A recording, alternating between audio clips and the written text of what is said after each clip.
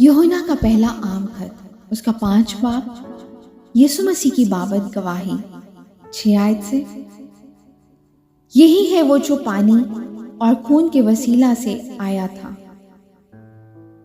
यानी यीशु मसीह वो ना फकत पानी के वसीला से बल्कि पानी और खून दोनों के वसीला से आया था। और जो गवाही देता है वो रूह है, क्योंकि रूह सच्चाई है। और गवाही देने वाले 3 हैं, रूह और पानी और खून, और ये तीनों एक ही बात पर मुत्तफिक हैं। जब हम आदमियों की गवाही कबूल कर लेते हैं तो खुदा की गवाही तो उससे बढ़कर है। और खुदा की गवाही ये है कि उसने अपने बेटे के हक में गवाही दी है।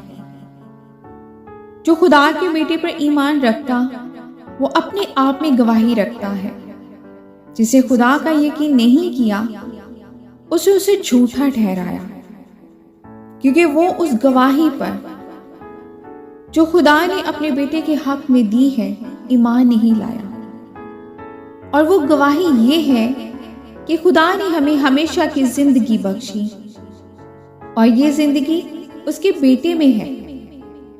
जिसके पास बेटा है उसके पास जिंदगी है, और जिसके पास खुदा का बेटा नहीं उसके पास जिंदगी भी नहीं। आमीन।